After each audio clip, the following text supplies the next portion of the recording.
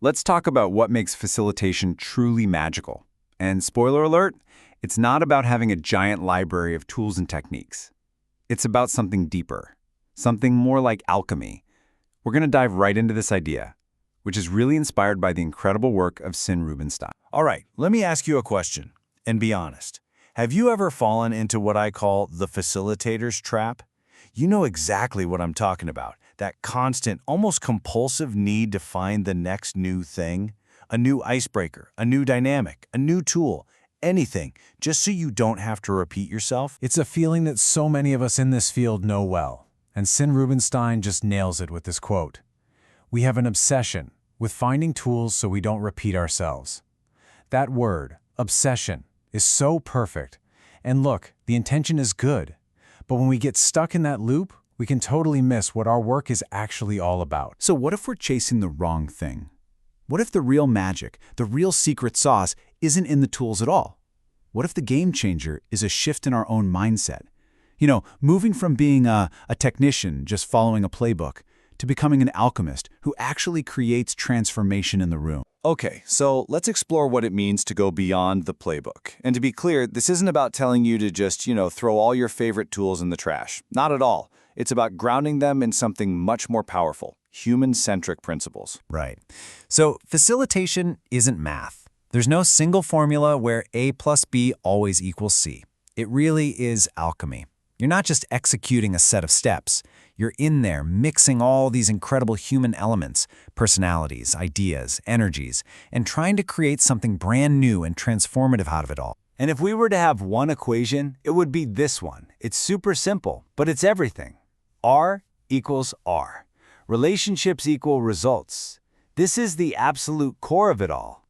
Your main job isn't to manage a timeline or a to-do list. It's to build the relationships that actually make the results possible. That's where the good stuff happens. So, let's get into the first big inspiration for this alchemical approach: finding flow. We're not just aiming for a session that goes smoothly. No, we're aiming for something way more profound: a specific, powerful, psychological state. You've probably heard of flow, the concept from psychologist Mihaly Csikszentmihalyi. It's that amazing state where you're just in the zone. You're energized, you're focused, you're fully absorbed in what you're doing, and time just kind of melts away. It's that sweet spot where challenge meets skill. And honestly, as a facilitator, helping your team find that state, that's the real win. But hitting that flow state requires a really delicate balance. Because if you have a team with a ton of skill, but the challenge you give them is too easy, you just get boredom. They're going to check out. The work feels like a waste of their time because it's not stretching them at all. But when you match that high skill with an equally high challenge, boom, that's where you find flow. The task is tough enough that they have to lean in and really engage, but it still feels possible. That's the magic zone we're trying to create. But here is the absolute most important thing to remember about this. What creates flow for you, the facilitator, might be totally different from what creates flow for your team. An exercise that you think is super basic and boring might be the perfect level of challenge for them. We have to constantly get out of our own heads and remember, it's about their flow, not ours. And that focus on the team's experience leads us perfectly into the second big inspiration: total presence. This is all about what it means to be truly, completely present with the group. Now, presence is so much more than just physically being in the room or, half listening. It's about perceiving with your entire being, your body, your heart, your gut, your full and undivided attention. It's an active, conscious choice to connect deeply with what's happening. So how do you actually do that? Well, first you adjust your rhythm. You tune into the team's energy and match it. Do you need to speed up? Or maybe slow things down.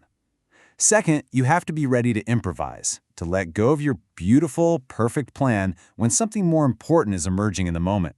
And third, you practice transparency. You authentically share what you're noticing and feeling. That's what builds the trust for a real connection. All right, our third and final inspiration really brings the first two together, and that is true liberation. When we talk about liberation in this context, it's really about two things that are completely linked. You can't have one without the other. On one hand, you give the team freedom, the genuine power to make choices and to act on them. But on the other hand, that comes with responsibility. They have to own those choices and what comes from them. I absolutely love this visual from Sin Rubinstein for what to do when the unexpected happens. She says, when the emergent happens, I make a little ball with what I had planned and put what happened in the center. How great is that? It's this powerful idea of being willing to crumple up your agenda and focus on the real living thing that's happening right there in the room. So what does this look like in practice? Well, liberating a group means you're willing to break that false harmony where everyone just nods along. It means you actually welcome different ideas and even respectful conflict. It means you use silence. You let it sit as a tool for people to actually think. And most importantly, it means you get your own ego out of the way so the focus can stay 100% on the team. Okay, so after all that, what is the facilitator's real job? Let's tie all these threads together, because it really does ask us to rethink our entire role. It's a pretty big shift in how we see ourselves. And this shift in identity is captured so perfectly in this one line. After a great session, I don't take credit. I say, that wasn't me. That was your team. The victory, the breakthrough, the success, it all belongs to them. Your job was just to set the stage. And that gets to the very heart of it. Your role is not to be the hero of this story. You are not the protagonist. You're not supposed to have all the answers or be the smartest person in the room. Your job is to create the container. That's the perfect word for it. You build a safe, strong, purposeful space where other people get to be the heroes. You are building the arena where they can step in, do their best work, and have their own breakthroughs. So I want to leave you with this final thought.